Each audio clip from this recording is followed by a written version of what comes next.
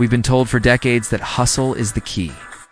Long hours, constant motion, a visible grind, these are framed as the ultimate proof of ambition. See it all over social media, the sleepless nights, the public struggles, the relentless push. But take a closer look at how truly wealthy Black individuals operate, and a completely different picture emerges. They don't hustle loudly. They don't wear exhaustion as a badge of honor. And they certainly don't build lasting wealth through a state of perpetual urgency.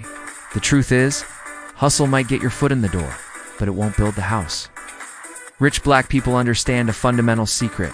Hustle is a phase, not a long-term strategy. It's a tool you use when your back is against the wall, when capital is scarce and your leverage is limited. It's that initial burst of energy needed to get off the ground. But once access and opportunity begin to open up, continuing to hustle in that same frantic way becomes inefficient and frankly dangerous. The smartest players know that the goal is to transition from effort-based income to system-based income as quickly as humanly possible. At a certain point, your time becomes infinitely more valuable than your raw output. One major reason wealthy people move past the hustle is that hustle creates fragility. Think about it.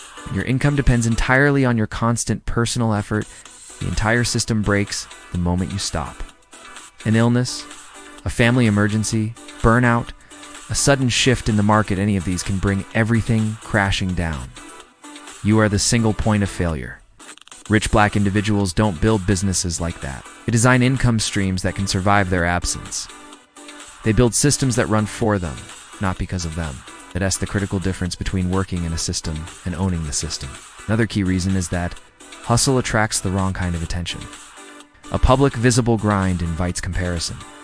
It creates expectations, and it opens you up to interference. Everyone has an opinion on what you should be doing. Suddenly, you're dealing with unsolicited advice, bad partnership offers, and the immense pressure to keep performing for an audience. Wealthy individuals, on the other hand, prioritize privacy.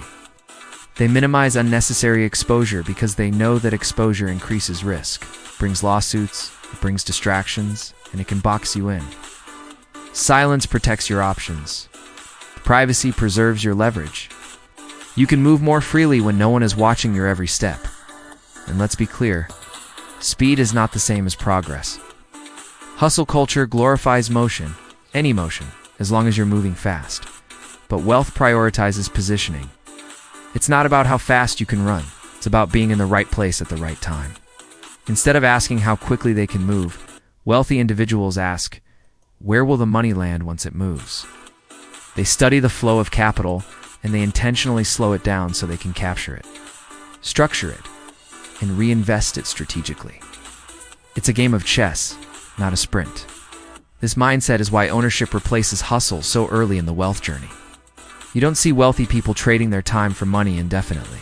They focus on acquiring assets, businesses, real estate, intellectual property, equity that generate cash flow without their daily hands-on involvement. Once ownership is established, that frantic day-to-day hustle becomes obsolete. A factor that's almost always overlooked is the quality of your decisions. Hustle culture rewards urgency and quick reactions. It tells you to move fast and break things. But wealth rewards clarity. Rich Black people actively avoid making important financial decisions under pressure.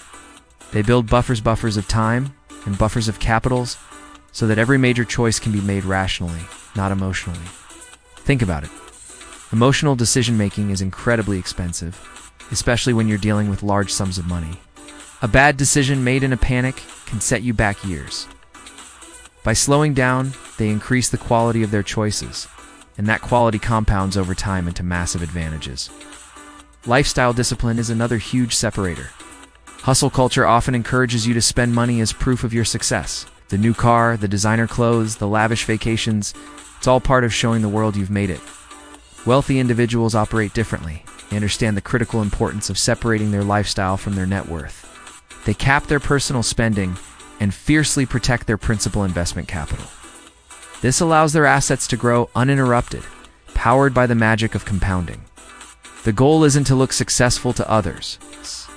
The goal is to remain solvent, flexible, and in a position of power. True wealth is about what you own, not what you show. This also relates to how they view opportunities. Hustle culture screams, say yes to everything.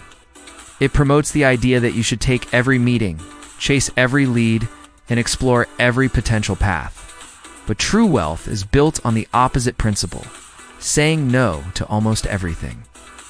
Rich Black people protect their focus aggressively. Their time, energy, and capital are finite, precious resources. They are deployed selectively, only on the opportunities that align perfectly with their long-term vision. Saying no is a superpower, prevents the dilution of your strategy and preserves your energy for the things that truly matter. Every yes to a distraction is a no to your primary goal. And we can't talk about building wealth without talking about taxes. This is where hustle culture really falls apart at higher levels. The income you earn from hustling, your active, effort-based income, is often taxed at the highest possible rates. It's ordinary income. Wealth, on the other hand, is structured for tax efficiency.